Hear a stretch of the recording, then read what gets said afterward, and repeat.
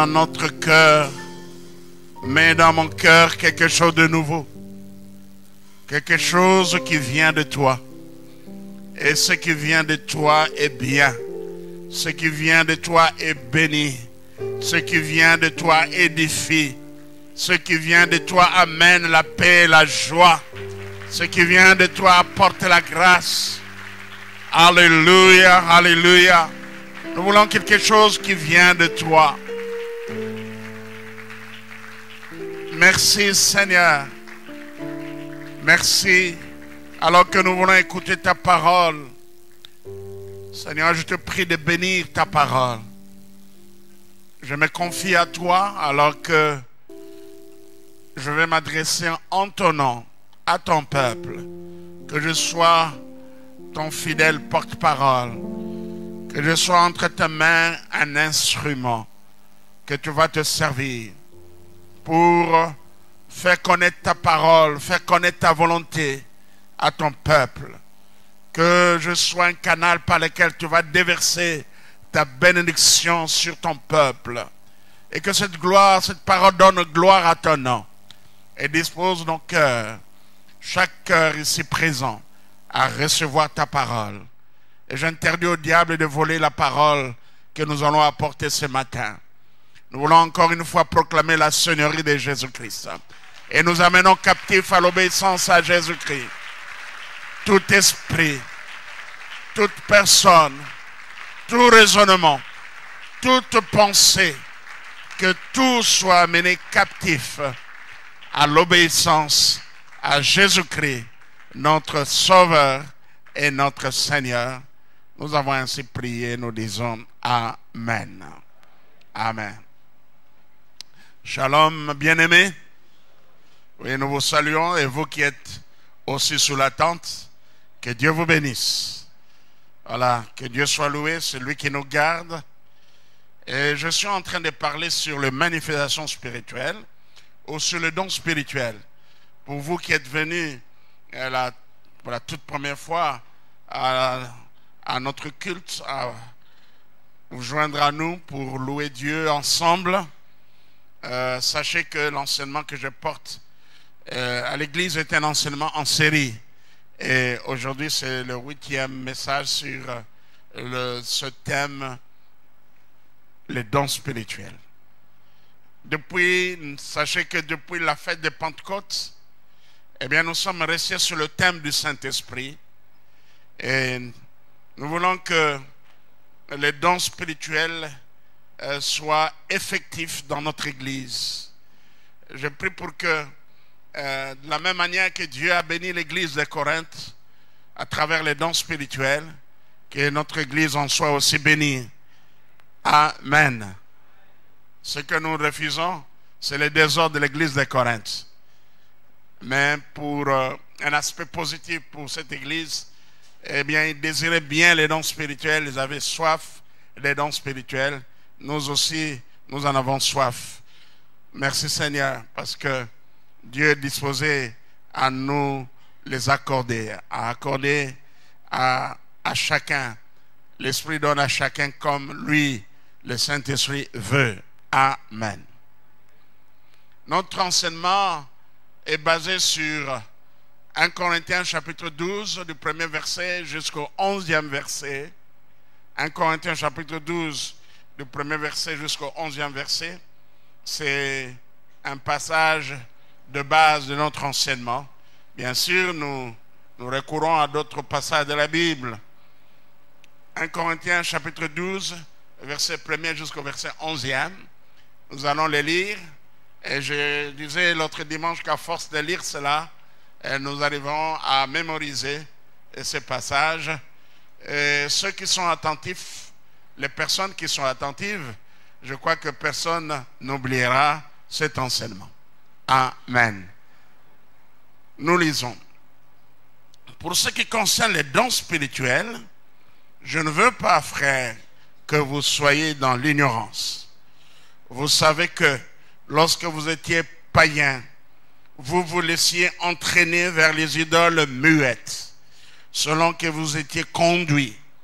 C'est pourquoi je vous déclare que nul s'il parle par l'Esprit de Dieu, ne dit Jésus est anathème, et que nul ne peut dire Jésus est le Seigneur, si ce n'est par le Saint-Esprit. Il y a diversité de dons, mais le même Esprit. Diversité de ministères, mais le même Seigneur. Diversité d'opérations, mais le même Dieu qui opère tout en tous. Verset 7. Or, à chacun, la manifestation de l'Esprit est donnée pour l'utilité commune. En effet, à l'un est donné par l'Esprit une parole de sagesse, à un autre une parole de connaissance, selon le même Esprit, à un autre la foi, par le même Esprit, à un autre le don de guérison, par le même Esprit, à un autre le don d'opérer des miracles, à un autre la prophétie, à un autre le discernement des esprits, à un autre la diversité des langues, à un autre l'interprétation de langues. Verset 11. Un seul et même esprit opère toutes ces choses, les distribuant à chacun en particulier comme il veut. Amen. Un seul et même esprit opère toutes ces choses, les distribuant à chacun en particulier comme il veut. Nous avons eu, lors de la fête de Pentecôte, à parler sur la nécessité pour les chrétiens d'être baptisés du Saint-Esprit. Et pour nous, dans la doctrine pentecôtiste, le signe physique initial de baptême du Saint-Esprit est le parler en langue. Le parler en langue ou la glossolalie. Le jour de la Pentecôte, lorsque l'Esprit est descendu sur les disciples, ils furent remplis du Saint-Esprit et se mirent à parler en d'autres langues et prophétiser. Donc pour nous les pentecôtistes, le signe initial du baptême du Saint-Esprit est le parler en diverses langues. Le baptême du Saint-Esprit nous introduit, si vous voulez, comme quelque chose dans la salle du trésor de dons spirituels. Amen. Et il y a de ceux-là qui ont reçu le parler en langue comme un don. Et il y a ceux-là qui ont reçu le parler en langue, juste c'était comme un signe. Et nous avons vu toutes ces choses. Et je crois que pour accéder à ces dons divers, eh bien, il est important pour qu'on fasse l'expérience de baptême du Saint-Esprit. Et 1 Corinthiens 12, Paul, dans 1 Corinthiens 12, cite 9 dons, et que nous appelons pneumatica, les dons du Saint-Esprit. Et nous avons vu, vous vous rappelez, dans cette étude, il y a d'autres dons spirituels aussi. Et nous avons parlé des dons ministères. Et là, ce sont des hommes que Dieu a donnés comme dons à l'Église. Les dons ministères de Christ, nous avons des hommes que Dieu a appelés. Et ces hommes sont des dons pour l'Église. Alléluia. Alléluia. Alors regardez votre pasteur, regardez les apôtres, regardez les évangélistes, regardez les docteurs, regardez les prophètes comme des dons que Christ a donnés à l'Église. Et Ephésiens 4:11 nous dit cela bien, pour le perfectionnement des saints en vue de l'œuvre du ministère et de l'édification du corps de Christ. Amen. Amen. Mais il y a aussi un autre don, une liste de dons dans Romains chapitre 12.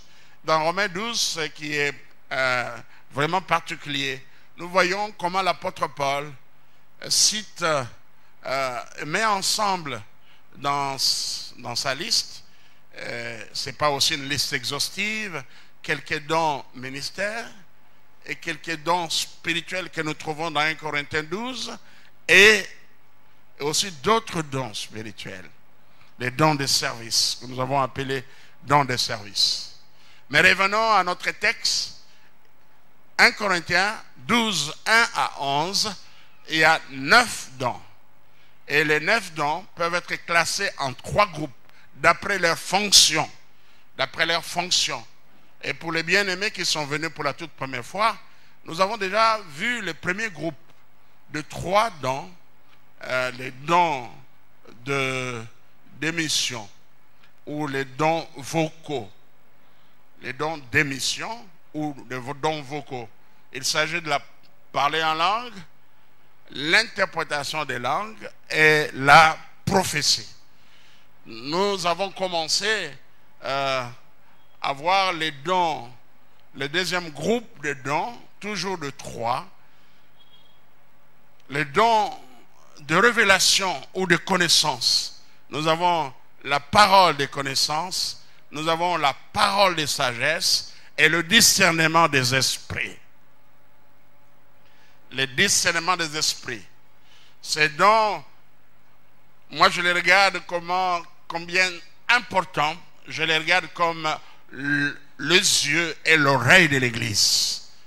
Amen. Ce groupe de dons de révélation ou de connaissance, je le regarde comme les yeux et l'oreille de l'Église. Dieu peut nous révéler des choses cachées. Des choses cachées. Et nous allons voir cela. Alors le troisième groupe des dons spirituels, le troisième groupe est constitué aussi de 3 dons. On appelle ça les dons de puissance. Et là nous avons l'opération, le don de guérison, le don de foi, le don de guérison et l'opération de miracle. Voilà, donc on a trois groupes de 3 dons chacun. Il y a d'abord les dons vocaux ou d'émission, il y a les dons de révélation ou de connaissance, et il y a les dons de puissance.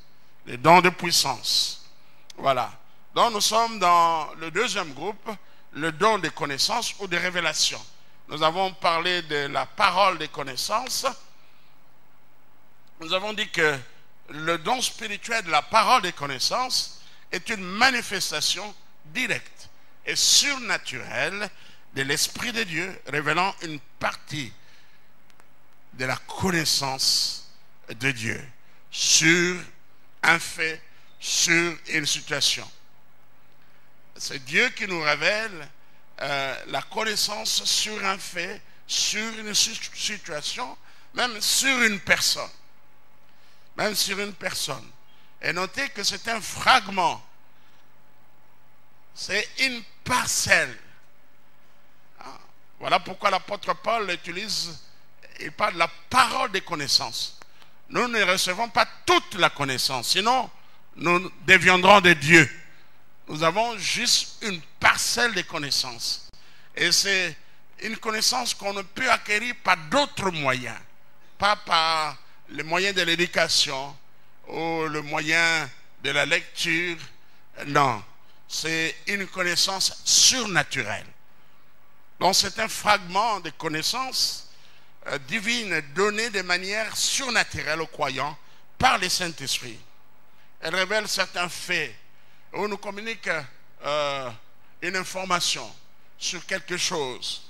Nous avons vu que ce n'est pas la connaissance naturelle, ce n'est pas non plus la connaissance intellectuelle qu'on peut acquérir par l'éducation. Nous avons vu que ce n'est pas aussi la clairvoyance. La clairvoyance. Vous avez un sens négatif de la clairvoyance, mauvais de la clairvoyance, comme une connaissance extrasensorielle du passé, du présent et de l'avenir. Donc là, on bascule déjà dans l'occultisme. Bon, le mot clairvoyance, on l'utilise juste pour parler de vision de choses claires, objectives et pénétrantes. Mais il y a un sens qu'on donne à ces mots, la clairvoyance, qui est dangereux, un sens qui est mauvais. C'est la connaissance extrasensorielle du passé, du présent et de l'avenir. Et la Bible condamne cela. Ce n'est pas aussi la connaissance de la connaissance que nous pouvons acquérir par la parole de Dieu. fruit de l'étude, des recherches ou d'une longue expérience. Amen. Amen. Et pour ça, il y a un exemple intéressant que nous pouvons donner. C'est le cas du jeune Samuel et du sacrificateur Élie. Samuel, nous connaissons comment ces jeunes serviteurs, nous connaissons comment il est né, grâce à la foi, à la détermination et la foi de sa maman Anne. Et la maman l'avait dédié à Dieu. Elle avait dit, Seigneur, si tu m'as donné un enfant, eh bien je veux le consacrer à ton service. Et il a accompli aussi son vœu. Il a laissé l'enfant auprès de Samuel. Et nous allons lire un texte intéressant. Là, nous voyons l'expérience. L'expérience est une ressource importante dans la vie. Dans tout le domaine de la vie, l'expérience est très importante. Amen. Voilà pourquoi nous voyons parfois une maman qui ont déjà eu 3, 4 enfants. Lorsque il a sa fille qui a accouché, la maman est là pour l'aider. Ah, moi, je n'ai pas ça la boîte. Ah, il faut ça la boîte. Sur moi, ça la boîte. Alléluia. C'est une ressource importante dans la vie. Mais ce n'est pas ça aussi la parole de connaissance. Ce n'est pas la parole de connaissance. Notez, tous les dons spirituels sont des dons, des manifestations surnaturelles. Il faut une manifestation de l'esprit et de manière surnaturelle. On ne l'acquiert pas par d'autres moyens. L'expérience est très bonne dans plusieurs domaines de la vie, dans tous les domaines de la vie. Dans la médecine, dans l'art culinaire, la cuisine, même dans les travaux comme maçonnerie, mécanique, tout cela, dans l'enseignement, l'expérience est très importante. Dans le ministère, dans tous les domaines de la vie, l'expérience s'avère très très importante. Mais ce n'est pas ça aussi.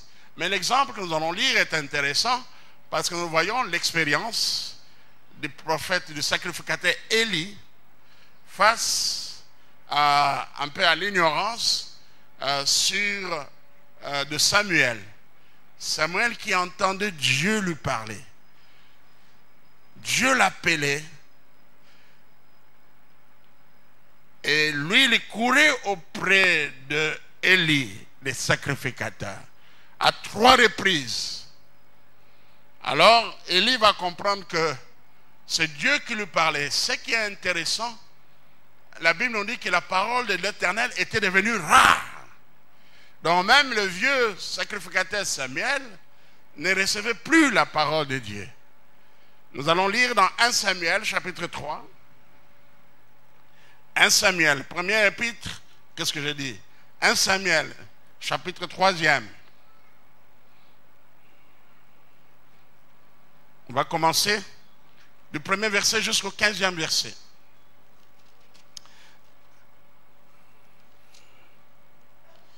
Un passage biblique intéressant et duquel nous pouvons tirer beaucoup de leçons.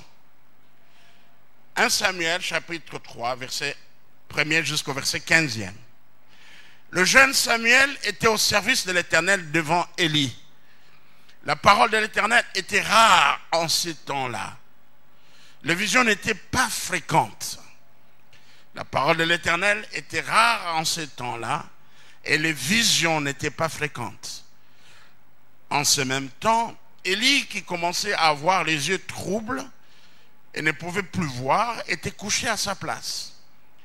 La lampe de Dieu n'était pas encore éteinte et Samuel était couché dans le temple de l'Éternel où était l'arche de Dieu. Alors l'Éternel appela Samuel. Il répondit, « Me voici. » Et il courut vers Élie et dit, « Me voici, car tu m'as appelé. » Élie répondit, « Je ne t'ai point appelé, retourne te coucher. » Il alla se coucher. L'Éternel appela de nouveau Samuel, et Samuel se leva, alla vers Élie et dit, « Me voici, car tu m'as appelé. » Élie répondit, « Je ne t'ai point appelé, mon fils, retourne te coucher. » Samuel ne connaissait pas encore l'Éternel. Et la parole de l'Éternel ne lui avait pas encore été révélée. Alléluia. Voilà. Vous savez, au début, les choses ne sont pas toujours faciles. Alléluia. Il dit, il ne connaissait pas encore l'Éternel. Ici, la connaissance dans le sens de l'expérience. Il ne connaissait pas encore comment l'Éternel parle. Et la parole de l'Éternel ne lui avait pas encore été révélée. L'Éternel parla de nouveau à Samuel pour la 3e fois. Et Samuel se leva, alla vers Élie et dit, me voici car tu m'as appelé. Élie comprit que c'était l'Éternel qui appelait l'enfant. Amen. Il comprit, ça c'est la connaissance de l'expérience. Amen. La connaissance de l'expérience. Il comprit, voilà, c'est... Moi je dors, quelqu'un l'appelle, ça doit être Yahweh. Alors il va instruire le jeune et dit à Samuel, va, couche-toi. Et si l'on t'appelle, tu diras, parle l'Éternel, car ton serviteur écoute. Et Samuel alla se coucher à sa place. L'Éternel vint et se présenta, et il appela comme les autres fois, Samuel, Samuel. Et Samuel répondit, parle, car ton serviteur écoute. Amen. Et si on peut aussi tirer une leçon, nous avons besoin des aînés. Nous avons besoin de nos pères pour nous montrer certaines choses grâce à l'expérience qu'ils ont acquise. Amen. Alors ne négligez pas les pères, les maîtres ou les aînés. Jamais ne négligeons ces hommes. Alors l'Éternel dit à Samuel,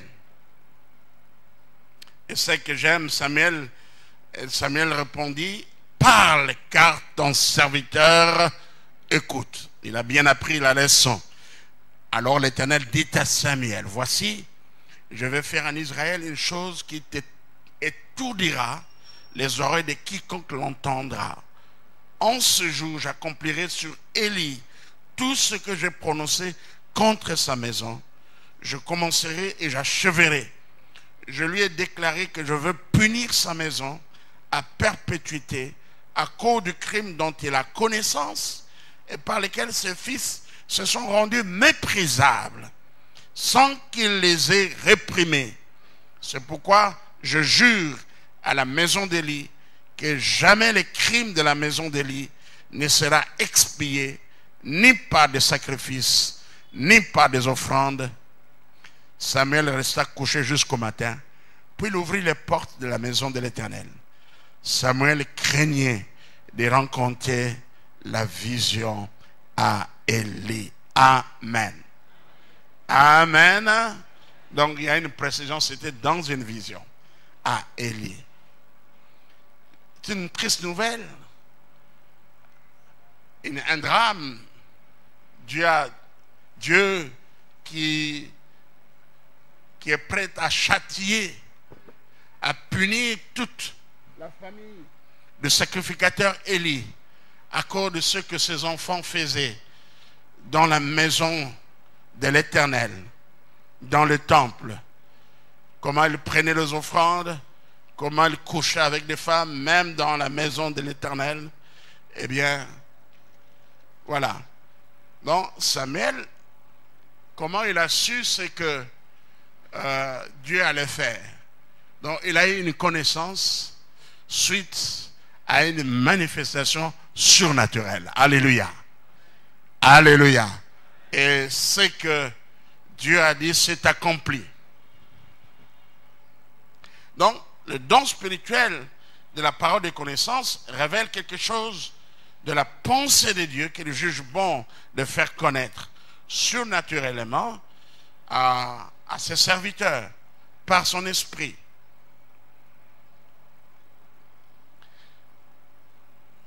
Et ce don peut être communiquer par une voix audible. Nous venons de lire 1 Samuel 3, 11 à 13. Par un songe. Et ici, nous pouvons prendre l'exemple des mages venus de l'Orient lors de la naissance de Jésus-Christ, qui sont venus adorer l'enfant, apporter les présents à l'enfant. Et la Bible nous dit dans Matthieu chapitre 2, verset 11, qu'ils ont vu dans une vision. Ils ont reçu dans le songe un message. Je vais lire. Et il leur a été interdit de retourner par le même chemin. Matthieu chapitre 2, verset 11.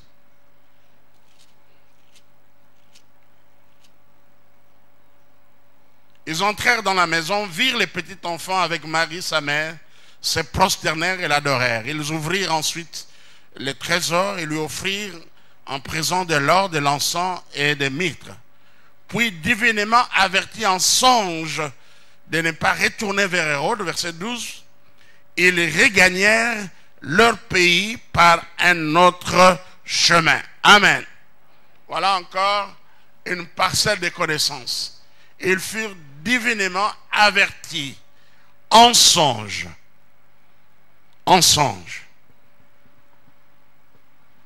Et comme exemple de révélation par le songe, il y a aussi le cas de Joseph. Joseph, nous trouvons deux songes. Dans le premier songe, un ange qui vient dire à Joseph de fuir avec l'enfant en Égypte, car la vie de l'enfant a été menacée. Matthieu chapitre 2, versets 13 à 15.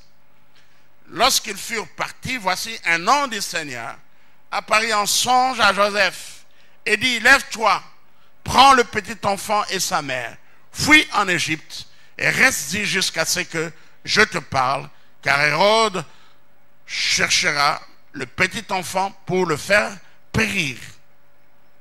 Et le deuxième songe que Joseph a eu, c'est lorsque, bien sûr quelques années après, lorsque Hérode est mort, alors il va avoir encore un songe. Il va voir un ange du Seigneur qui va lui dire de retourner dans le pays d'Israël. Et nous le trouvons dans le verset 19 jusqu'au verset 20. Nous sommes toujours dans Matthieu chapitre 2, 19 à 20. Quand Hérode fut mort, voici un ange du Seigneur apparut en songe à Joseph en Égypte et dit, lève-toi, prends le petit enfant et sa mère et va dans le pays d'Israël, car ceux qui ont voulu à la vie du petit enfant sont morts. Amen. Et aussi, lorsque nous parlons de songe, ça dit que la personne dort. Il voit dans un rêve ou un songe un ange et lui donner un message. Amen. Voilà, comme le livre de Job nous dit, notre Dieu parle tantôt d'une manière et d'une autre. Il parle par des visions, il parle par des songes. Et concernant la vision c'est lorsqu'on est éveillé. Comme l'exemple que j'ai donné le dimanche passé, comment Dieu m'a montré la personne qui est allée escroquer en mon nom. J'étais là éveillé et je vois dans mon esprit le visage de quelqu'un. Et c'était aussi cette personne qui est allée escroquer de l'argent en mon nom auprès de la femme d'un ministre. Et j'ai aussi un exemple de songe qui s'est réalisé. Un jour, j'ai rêvé que j'étais en train de prêcher les handicapés physiques. Les handicapés physiques. Je vous dis que ce songe s'est réalisé. En ce moment-là, j'étais encore étudiant à l'Institut biblique des Assemblées de Dieu. Je vous apprends que nous avons commencé à étudier la Bible depuis longtemps. Moi, j'ai fait l'Institut biblique des Assemblées de Dieu de 1985 et j'ai terminé en 1988. Plusieurs d'entre nous n'étaient pas encore nés, les jeunes. J'ai fait l'Institut biblique à l'époque et le directeur de l'école biblique à l'époque était le pasteur Wayne Turner. Wayne Turner. Voilà. J'ai eu un rêve. Je voyais des handicapés devant moi. Je prêchais la parole. Je n'ai pas fait attention à ces rêves, mais je n'ai pas aussi oublié ces rêves. J'ai dit, en train de prêcher. Oh, là où il y a l'école biblique, il y a le centre pour handicapés physiques, sur Assosa, dans la commune de Kasavubu. Voici comment ces rêves s'est réalisé. Un jour, alors que je prenais un coca, une maman qui vendait le coca dehors, en dehors de l'enceinte de l'école biblique et de l'église KDC Kasavubu, il y avait un jeune homme handicapé assis. Alors j'ai pris mon coca, je voulais partir. Non, avant cela, quelqu'un qui était sur le bâtiment de l'école biblique, c'est un bâtiment à un étage, il appelait ce jeune homme Mbozi. Jusqu'à maintenant, tu n'es pas encore rentré. Il a dit non, ma prothèse est cassée. Je ne sais pas rentrer. Moi, lorsque j'ai pris mon coca, je voulais partir. Une voix m'a interpellé, m'a dit, mais ce jeune homme, il a sa prothèse cassée. Comment il va retourner chez lui? Je suis rentré, je lui dis, est-ce que Basudaka Pengo Abi Basudaka à Longoli, prothèse Abi Bende. Moi-même, j'ai amené ça chez un ajusteur, il a soudé. Et je lui ai donné ça. Il a porté. Et papa, merci. Bon, j'étais jeune en ce moment. Merci, tout cela. On s'est séparés. Alors une voix me dit, mais tu laisses ce jeune homme, il faut lui parler de Jésus-Christ. Je suis retourné vers lui, je lui ai parlé de Christ. Et je l'ai amené à donner sa vie à Jésus-Christ. Le jour suivant, dans la cour de l'Institut biblique, je vois Mbozi accompagné de 3 ou 4 autres handicapés physiques à côté. Pasteur Théo Lukayo,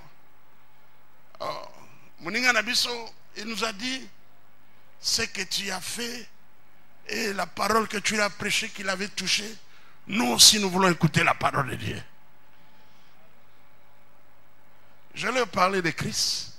Ils ont donné tous leur cœur à Jésus-Christ. Les jours après, c'est toute la classe après la sortie qui est venue me voir. Et c'est là que j'ai commencé un groupe de prière composé de handicapés physiques dans l'enceinte de l'église d'Assemblée de Dieu KDC Kasavubu. Alléluia! Alléluia! Est-ce qu'on peut acclamer pour dire merci à Dieu?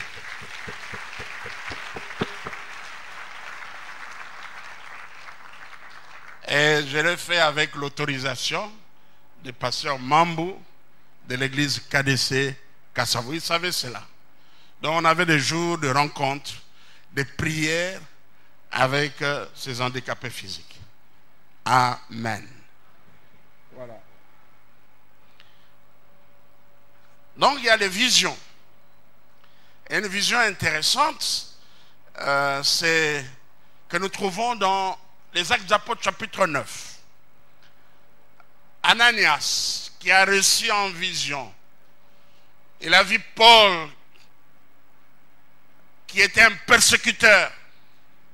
Il a vu venir auprès de lui et lui a imposé le main. Et ceci s'est accompli. Et nous lisons cela dans Actes des Apôtres chapitre 9, versets 10 à 20. Actes des Apôtres chapitre 9, versets 10 à 20.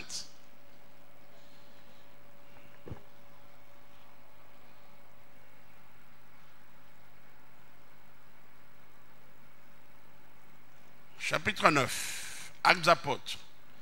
Or, il y avait à Damas un disciple nommé Ananias. Le Seigneur lui dit dans une vision, Ananias, il répondit, me voici Seigneur. Et le Seigneur lui dit, lève-toi, va dans la rue qu'on appelle la droite et cherche dans la maison de Judas un homme, Saul de Tarse, car il prie.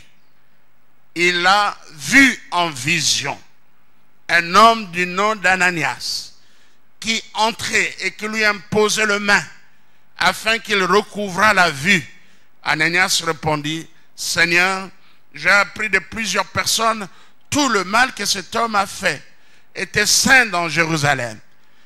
Et il a ici des pouvoirs de la part des principaux sacrificateurs pour lier tous ceux qui invoquent ton nom. Mais le Seigneur lui dit, va, car cet homme est un instrument que je choisis pour porter mon nom devant les nations, devant le roi et devant le fils d'Israël. Alléluia. Et je lui montrerai tout ce qu'il doit souffrir pour mon nom. Ananias sortit et lorsqu'il fut arrivé dans la maison, il imposa le main à Saul en disant, Saul mon frère. Ici c'est Paul, hein? Il s'appelait Saul. Saul mon frère, le Seigneur Jésus qui t'est apparu sur le chemin par lequel tu venais, m'a envoyé pour que tu recouvres la vue et que tu sois rempli du Saint-Esprit. Au même instant, il tomba de ses yeux comme des écailles et il recouvra la vue et il s'éleva et fut baptisé. Et après qu'il eut pris de la nourriture, les forces lui revinrent. Saul resta quelques jours avec les disciples qui étaient à Damas. Et aussitôt, il prêcha dans les synagogues que Jésus est le Fils de Dieu. Amen. Ici, je dois rectifier ce que j'ai dit. Ce que j'ai dit tout à l'heure n'était pas exactement cela. Eh bien, Ananias a reçu la vision. Et le Seigneur lui l'envoie. Il dit, Ananias, il répondit, mais voici Seigneur. Le Seigneur lui dit, lève-toi, va dans la rue qu'on appelle la droite et cherche dans la maison de Judas un homme, Saul de Tarse. Ça c'est extraordinaire. Alléluia. Vous savez, Dieu connaît là où nous vivons. Dieu connaît votre adresse. Dieu connaît votre nom. Dieu connaît tout. Il connaît même le nombre de cheveux sur votre tête. Qui connaît le nombre de cheveux sur sa tête? Même papa ou mère, il connaît le nombre de cheveux sur ta tête. Et papa Célestin, quoique au 14 main, il connaît quand même.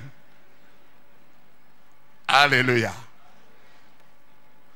Mais c'est plutôt Paul, lui qui a vu en vision. Voilà, il y a deux visions ici. Et Ananias qui a eu la vision, le Seigneur lui parle et le dirige. Et Dieu est capable de le faire aussi. Pour un but, pour un besoin. Dieu est capable de vous donner une connaissance, de me donner une connaissance pour le bien, la bénédiction de quelqu'un. Et je prie pour que Dieu le fasse selon sa volonté, pour la bénédiction de quelqu'un. Oh Dieu, agis comme autrefois. Nous soupirons après ces dons. Merci Seigneur. La rue qu'on appelle la droite, dans la maison de Judas. Lève-toi, va dans la rue qu'on appelle la droite et cherche dans la maison de Judas un homme, Saul de Tarse. Donc il a toute l'identité. Mais malheureusement, aujourd'hui, il y a une contrefaçon des dons spirituels ou de manipulation.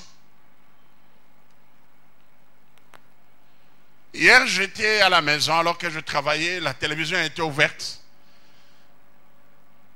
Une film nigériane. Tout se déroulait dans l'église.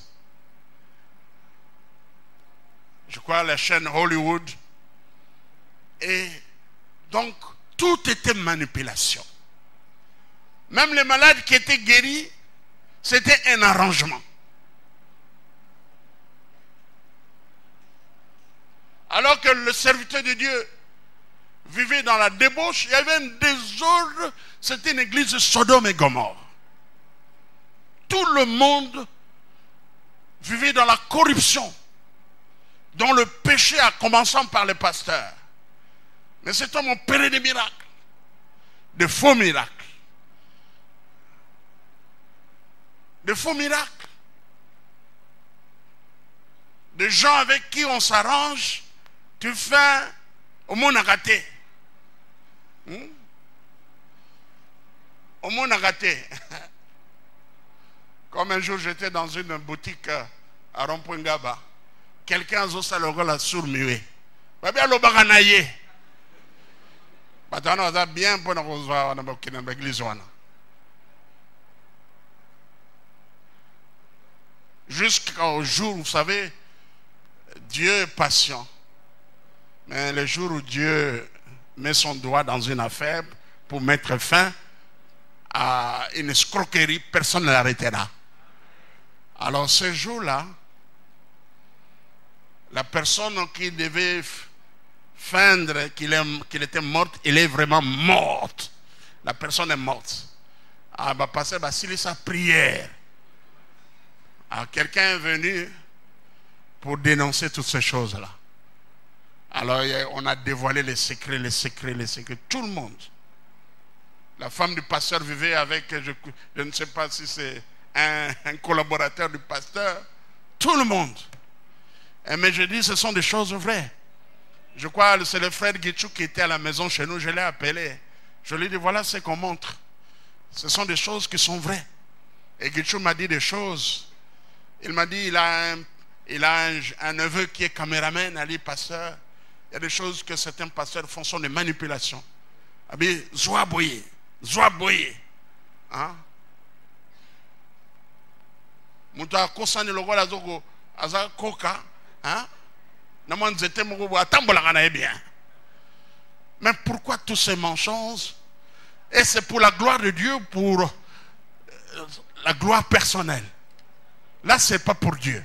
On n'a pas besoin de mentir pour que Dieu puisse tirer gloire. Non. Mais je crois qu'il y a une vraie puissance qui vient de Dieu. Je crois à un miracle qui vient de Dieu. Et nous prions pour ce miracle authentique qui vient du Seigneur. Amen. Vous savez, il y a certains serviteurs de Dieu qui ont engagé des informateurs qui vont suivre telle personne. Suivez un peu Papa Moulage, à Salaganine, à Salagawapi, à Salachimi na campus, yo, la nanga, à Salachimi, Salagamoussalabo, Salagaba peinture. Ils ont engagé des gens. Non. Mais il y a une révélation vraie, authentique qui vient du Saint-Esprit. Alléluia. Et nous prions pour cela. Je dis que nous prions pour cela. Pour des révélations authentiques du Saint-Esprit. Il y a quelqu'un qui croit à cela? Oui.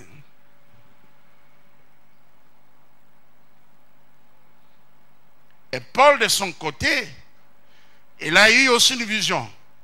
Car il prie, verset 12, il a vu en vision un homme du nom d'Ananias qui entrait et qui lui imposait le main afin qu'il recouvre la vue. Ananias répondit, Seigneur, j'ai appris de plusieurs personnes tout le mal que cet homme a fait à tes saints dans Jérusalem. Voilà, il s'est converti. Et aussi, ces dons se manifestent par une intuition, une conviction intérieure du Saint-Esprit. Et c'est grâce à la manifestation de la parole des connaissances que Pierre a su le mensonge d'Ananias et Saphira. Que le livre des Actes des Apôtres, chapitre 5, versets 3 à 4, nous rapporte le mensonge d'Ananias et Saphira. Actes des Apôtres, chapitre 5. Eh bien, le but de la parole de connaissance, c'est nous révéler des choses cachées. Des choses cachées, on peut prendre l'exemple de Daniel, qui a eu la révélation de la connaissance du rêve oublié de Nebuchadnezzar, et même de l'explication de la grande statue que Nebuchadnezzar a vue. Daniel chapitre 2. La parole de connaissance peut nous fournir une information sur une personne. C'est le cas de l'exemple d'Ananias qui a reçu une révélation concernant l'apôtre Paul. Nous avons lu cela dans Actes 9, 10 à 20. Et la parole de connaissance nous ouvre l'esprit pour nous aider à comprendre quelque chose ou ce qui se passe. La parole de connaissance.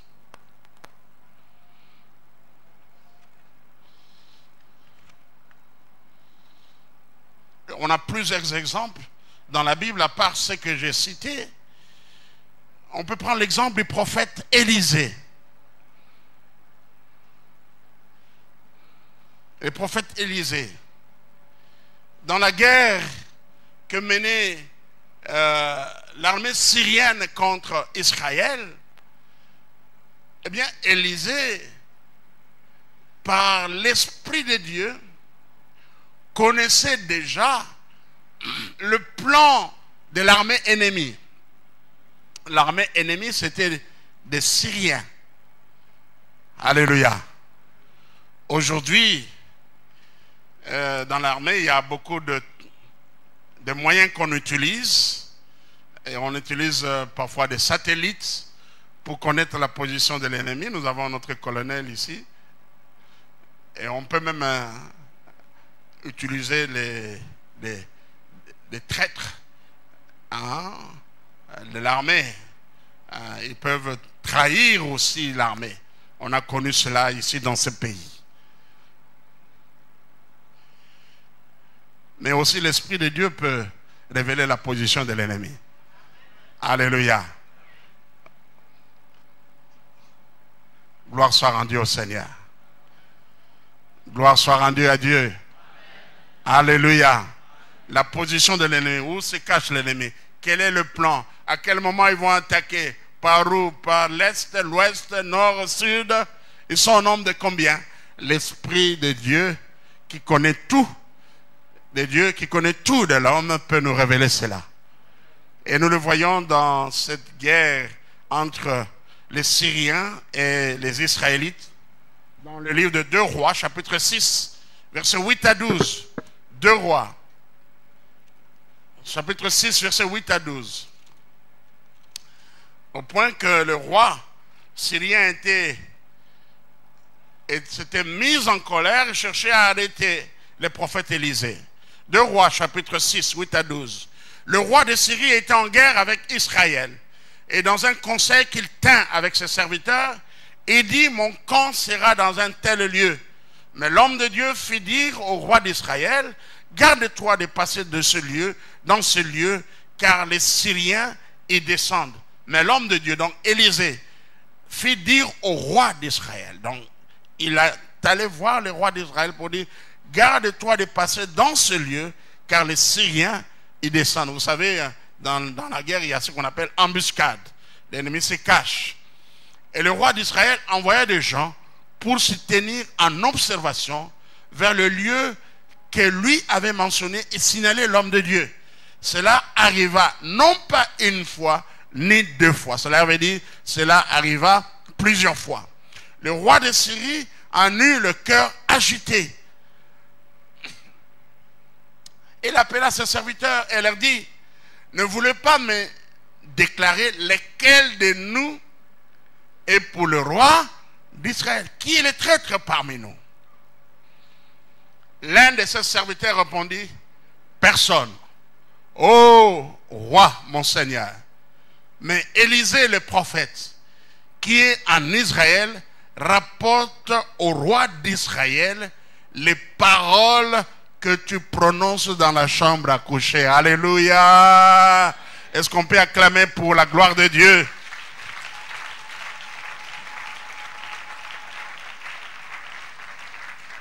Que les projets de nos ennemis soient toujours révélés et qu'ils échouent chaque fois qu'ils essaieront de nous attaquer. Merci Seigneur.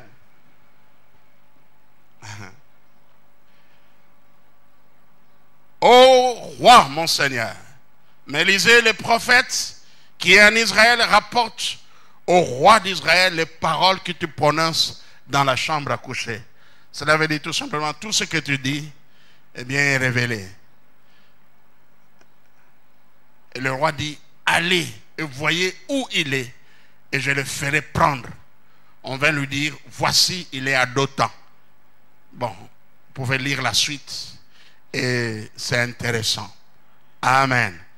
Comment il sera encerclé par l'armée syrienne, comment Élisée va faire une prière pour qu'il soit toujours frappé d'aveuglement. Et l'Éternel le frappa d'aveuglement selon la parole d'Élisée. Amen. Alléluia. Quelle humiliation. Et lorsqu'ils sont partis dans les camps d'Israël. Merci Seigneur.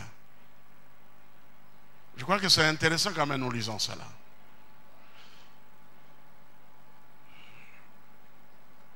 Verset 15. Le serviteur de l'homme de Dieu se leva de bon matin et sortit. Et voici une troupe entourait la ville avec des chevaux et des chars. Et le serviteur dit à l'homme de Dieu, ah mon Seigneur, comment ferons-nous? Il répondit, ne crains point, car ceux qui sont avec nous sont en plus grand nombre que ceux qui sont avec eux. On peut dire Amen. Élisée pria et dit, Éternel, ouvre ses yeux pour qu'il voie. Et l'Éternel ouvrit les yeux du serviteur qui vit la montagne pleine de chevaux et de chars de feu autour d'Élisée. Amen. Nous avons une sûre, une solide protection en Yahweh, en l'Éternel notre Dieu. Amen. Alors Dieu dit à quelqu'un, ne crains point, car celui qui est en toi est plus grand, est plus fort, et le tout-puissant. Il est plus grand que celui qui est dans le monde ou la personne qui cherche à détruire ta vie. Verset 18, les Syriens descendirent vers Élisée et il adressa alors cette parole, cette prière à l'Éternel. Daigne frapper d'aveuglement cette nation. Et l'Éternel le frappa d'aveuglement, selon la parole d'Élisée.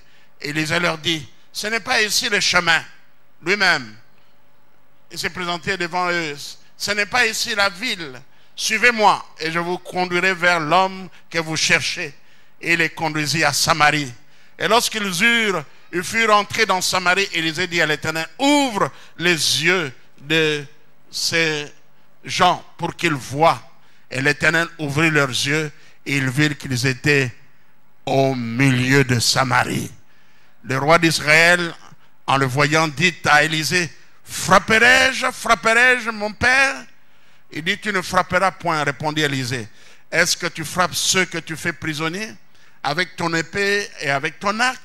Donne-leur du pain et de l'eau, afin qu'ils mangent et boivent, et qu'ils s'en aillent ensuite vers leur maître. Le roi d'Israël leur fit servir un grand repas, et ils mangeaient et burent. Puis il les renvoya, et ils s'en allèrent vers leur maître, et les troupes des Syriens, qu'est-ce que la Bible dit? Ne revinrent plus sur le territoire d'Israël. Amen.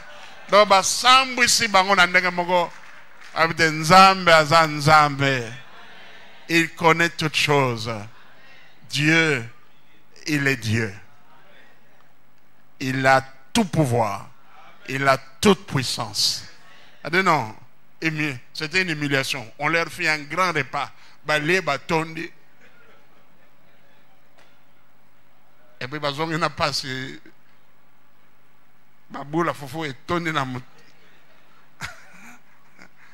Ils sont rentrés chez eux.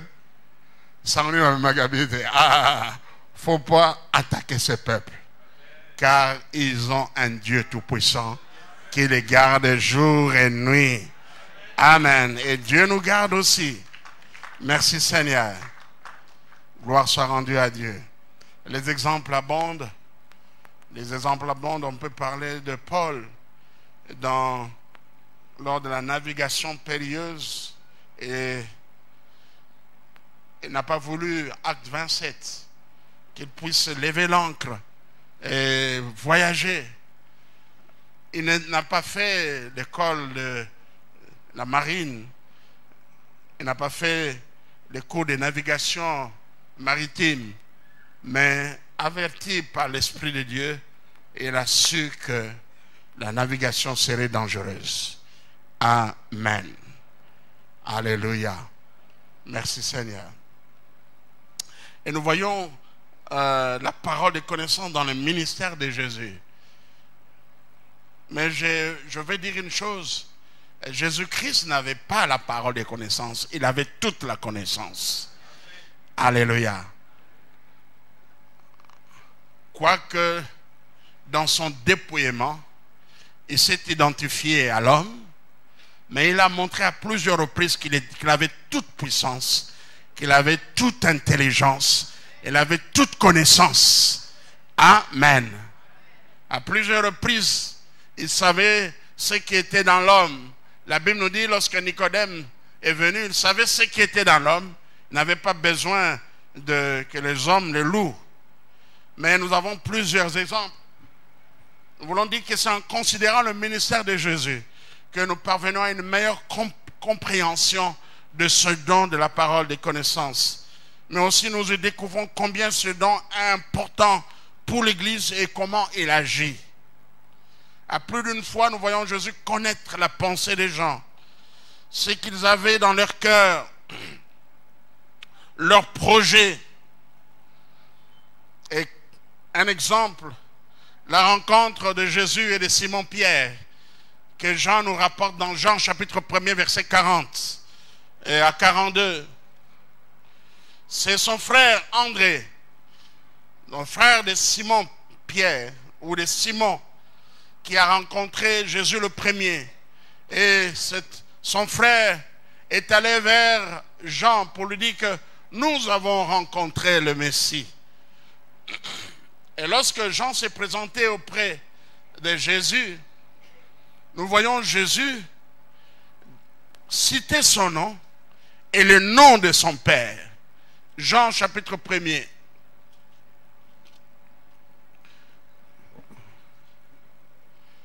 André, à partir du verset 40, André, frère de Simon-Pierre, était l'un des deux qui avait entendu la parole de Jean et qui avait suivi Jésus. Ce fut lui qui rencontra le premier son frère Simon et lui dit, nous avons trouvé le Messie, ce qui signifie Christ. Et il le conduisit vers Jésus. Jésus l'ayant regardé dit, tu es Simon, fils de Jonas, tu seras appelé Céphas, qui signifie Pierre. Un autre exemple intéressant est l'entretien de Jésus et de Nathanaël. De même, Philippe est allé vers son frère. Philippe rencontra Nathanaël et lui dit, nous avons trouvé celui de qui Moïse, je suis au verset 45, a écrit dans la loi et dont les prophètes ont parlé, Jésus de Nazareth, fils de Jonas. Verset 46, Nathanaël lui dit, peut-il venir de Nazareth quelque chose de bon? Philippe lui répondit, viens et vois. Jésus, voyant venir à lui Nathanaël, dit de lui, voici vraiment un Israélite dans lequel il n'y a point de fraude. Alors, verset 48, d'où me connais-tu? Lui dit Nathanaël. Jésus lui répondit, avant que Philippe t'appelât, quand tu étais sous le figuier, je t'ai vu. Alléluia. Avant que Philippe t'appelât, quand tu étais sous le figuier, je t'ai vu. Nathanaël répondit et lui dit, Rabbi, tu es le Fils de Dieu, tu es le roi d'Israël. Jésus lui répondit, parce que je t'ai dit que je te vis sous le figuier, tu crois? Tu verras de plus grandes choses que celles-ci. Amen. Et il lui dit, en vérité, vous verrez désormais le ciel ouvert et les anges de Dieu monter et descendre sur le Fils de l'homme. Amen. Amen. Un autre exemple, on peut prendre de Jésus et la femme samaritaine que nous trouvons dans Jean chapitre 4. Jésus a su qu'il avait 5 maris. Et celui avec qui cette femme vivait n'était pas son mari. Car tu as eu 5 maris et celui que tu as maintenant n'est pas ton mari. Amen. Alléluia. Jean chapitre 2, versets 24 à 25. Jean 2, 24 à 25. Mais Jésus ne se fiait point à eux parce qu'il les connaissait tous et parce qu'il n'avait pas besoin qu'on lui rendît témoignage d'aucun homme. Car il savait lui-même ce qui était dans l'homme. Amen. Alléluia. Oui, Jésus a manifesté toute la connaissance. Mais Dieu, par le Saint-Esprit, nous donne juste une parcelle, un fragment de connaissance pour un besoin quelconque. Alléluia. Et nous disons à l'Esprit de Dieu de venir et de glorifier Jésus-Christ dans la vie. Saint-Esprit vient et glorifie Jésus dans l'Église. Amen. On peut prendre l'exemple, d'autres exemples de Jésus et l'âne de Bethphagée, Luc chapitre 19, verset 30, et aussi de Jésus et l'homme portant une cruche de Luc chapitre 22, verset 10. Luc 19, verset 30.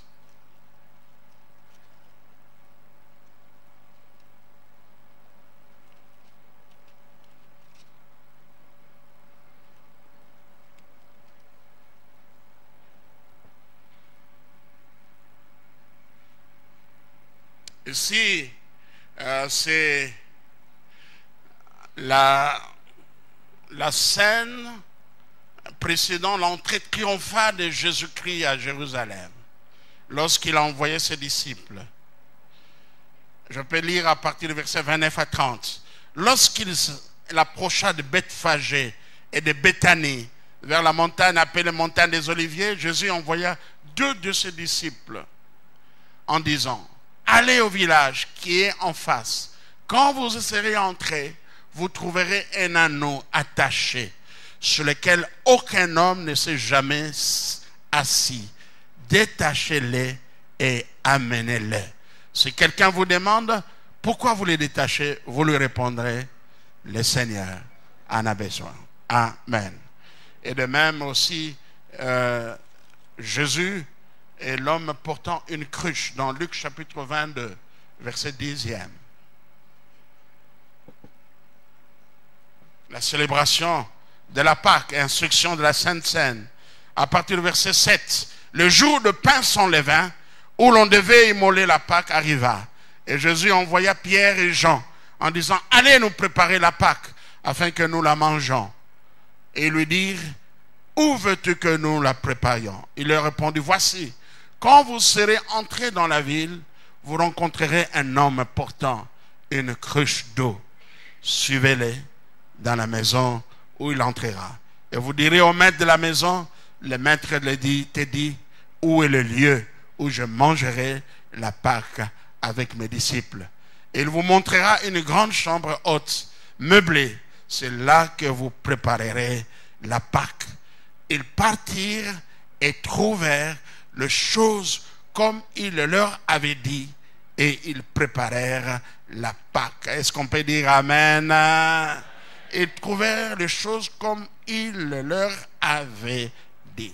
Jésus avait une pleine connaissance, et une connaissance totale. Et comme je l'ai dit, nous comprendrons mieux l'importance de cette connaissance lorsque nous voyons comment il s'est manifesté dans la vie de Jésus-Christ.